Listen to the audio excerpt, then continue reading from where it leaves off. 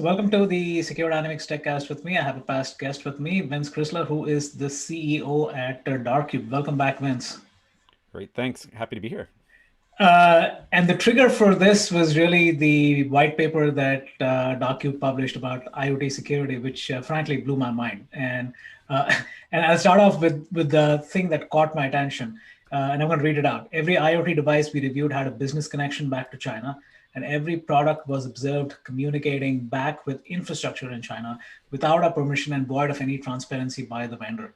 So that itself is, I think, reason to pause. But I want to kind of start off with the three key issues that you outlined and then have you kind of take it over from there.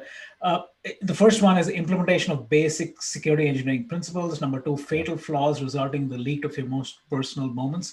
And third, an increased role in the command and control of consumer IoT infrastructure in the US by Chinese companies, surrogate subsidiaries, and an array of seemingly deliberately disguised enterprises. So that's a lot. So talk about at least that intro piece of as you started doing this, what were some of the learnings? Then we can get into what should be done. Yeah, I think foundationally, there's this space of consumer IoT that you go to Walmart or Best Buy or Home Depot or Lowe's and buy a camera or a light bulb, and I think as a consumer, you're making some basic assumptions that these things are relatively secure and work the way they're supposed to. And so, starting off this study, which was a follow up from one we did 2 years ago, the question is how secure are these, and how can we do some basic checks? And so, when you think about number one, this idea of basic security measures, right? It should be secure. It should protect your information. Very, very simple, trivial attacks like man-in-the-middle attacks should not be successful against these devices. And we kind of took it from the perspective of if I was a retailer or a manufacturer and I had hired a firm, not even a good firm, but I'd hired a firm to do a security assessment, would they have come back with findings? And we found that to be the case in all of these devices. So one thing as you were mentioning these large retailers, right, I was kind of putting the retailers hat on. Is it the procurement folks? Is it the CISO of these retailers? Is it their legal counsel? So, and again, going back to supply chain, you can't have a conversation without SolarWinds, right? So this actually extends the Right. realm of what supply chain is. But do you even think it's reasonable for a Home Depot or a Lowe's or whoever else to be able to keep up, number one? Number two, and if so, which group should be chartered with this and how do they even go about this? Yeah, and I think that's the crux of the issue here.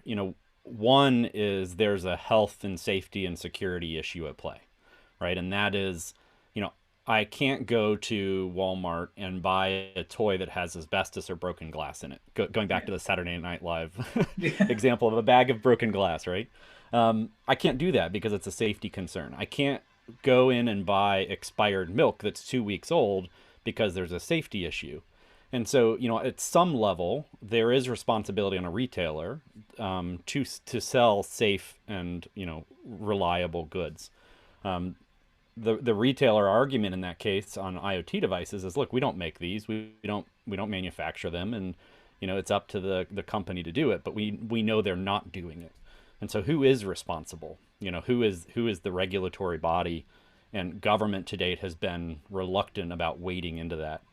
And then the other issue, besides kind of health and safety and security, is national security, which I wouldn't expect a retailer to care about, but I would expect, the U.S. government and other governments around the world to care about if, and I believe it's the case, China is making a strategic play for command and control of IoT because it has some very strategic benefits. Then, as a nation, we need to be thinking about that, and policymakers need to wake up. And we hear discussions about Huawei and ZTE in the telecommunication space. Companies like Tuya need to be in that discussion in the IoT space. So going forward, again, this is the takeaway piece, right? Which again, you've I love the way you've put the burden of responsibility not just on a single entity but broadly, right? And you had Right. consumers, you've got obviously the government, you've got oversight, and you've got the vendors in play. So let's start with consumers. I mean, how realistic is it? I mean, even iOS 14.5, right? There was a great article in Wall Street Journal today talking about, hey, I mean, without suggesting that they should say do not track, they were making the argument in a very cohesive fashion as to what it means by allowing these apps to track you, right? So are you, again, given your position, and what are you seeing? Is there broad scale consumer awareness, or is there fatigue setting in, or like we talked about earlier, which is, hey, I'm too small, so I don't matter, or my data is already out there, so why bother? Yeah, I think it's a combination of things which makes it really hard to solve. I think one kind of getting clarity consumers on why these things present a risk is hard. And I think very basic things like we tried to outline in this report, where this device is subject to a man-in-the-middle attack, which means anybody could intercept. If you're in the airport checking your camera at home, anybody could intercept that, and that's a risk. And there are devices that can't be intercepted that have taken basic security steps, and so you really need to make those decisions. And I think second is, we're still in a cost-driven market, which is what retailers have figured out. Like I'd rather pay, or not me, a consumer would rather pay $20 for a camera than $40. And the consumer is not realizing how much risk they're taking on by making that decision purely on cost. And if you look at the functionality in some of these apps, so let's take the Globe camera and the Fate Electric camera. Those are devices that are branded with Globe and Fate Electric, but the apps and the infrastructure are all managed by Tuya, right? So these are all managed by a third party. And they're basically interchangeable, right? So it doesn't really matter which is which, but as a consumer, there are some security risks you're taking on. And so the question for the consumer is like, how do you get clarity into these issues? How do you educate consumers? How do you get consumers to say, look, it may be a difference of $20, but if I'm thinking of having this device in my house for a year, if I take, an extra $20 and divide it by $365 or 365 days, how much money is that really costing me to get a little bit better security and privacy? This is the piece that I'm probably the most pessimistic about, is getting consumers to care. And it's for a lot of reasons. It's just complicated. It's hard. And there's no real easy way to get information on this. Yeah, so let's move on to bodies which actually need to be doing this, right, on behalf of consumers. So talking about the vendors, the government, and then the oversight. So let's talk about oversight. There's not a whole lot of talk about that. So what do you mean by an oversight committee, and how does this even operate? Yeah, and I think when I parsed it out into the issues of kind of safety and security, there's one is, should there be a standard in our country around kind of basic security requirements for technology devices that are being sold? How do you balance supporting innovation and speed to market with basic security controls and constraints? There are pockets of our economy that have started are thinking through that. Things like HIPAA and high tech, things like the DoD is doing with the cybersecurity maturity model certification. But we haven't really figured it out on a consumer electronics level, just because industry moves fast and regulation doesn't, right? And so how do you balance those two pieces? And then the second gets into, on the national security side, how do we solve these tough policy issues? And again, this is where, I urge policymakers, whether you're, state legislator or national Congress, the Senate and the Hill, thinking about, how do we protect from a national security perspective? So let's take this idea of a thermostat, a smart thermostat. Mm-hmm. Does anybody care about the security of an individual thermostat? Probably not, right? Like your house gets hacked, big deal. But let's say on the coldest day of the year in New York City, every thermostat goes offline, right? Or every thermostat's cranked up, which causes the grid to collapse, right? These sorts of issues are big systemic national security issues that nobody has thought about and nobody has solved. Yeah, and as you mentioned, I was thinking of my friends in Texas who got hit, right? I mean, so literally you have literally no water, you have no power, and now you're saying if you can engineer that to happen anywhere, then correct.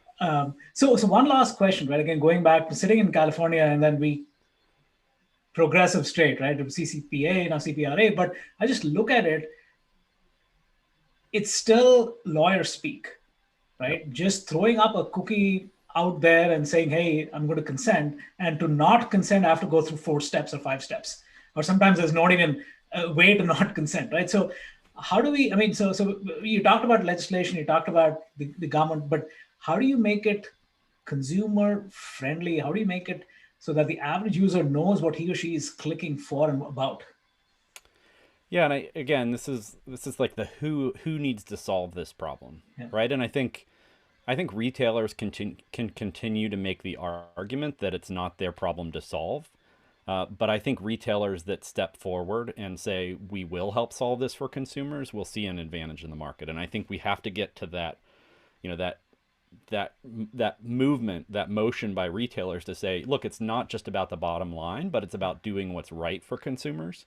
As soon as we start to see that change happening in the market, I think that's when things will start to change. And I think, again, I would urge, retailers, while it may not be incumbent on you to solve this, if you solve it, it could be good for you, for your consumers, right? It could be good for your business. Yeah, and again, as you were mentioning retailers, I just thought of Costco, right? You can look at it, and the Costco buyer actually goes through an elaborate process before anything is allowed inside Costco, and you have that level of assurance saying you buy Yeah. something from there, it has gone through a level of QA, right? So again, to your point, I think that's a great example of talking about who needs to step in. So again, Vince, thanks for your time, and great research paper. We'll share the link when we share the video so viewers can download it as well. Thank you, and we welcome any feedback. If you have questions or comments on the report, feel free to reach out over LinkedIn or through our website, dartcube.com.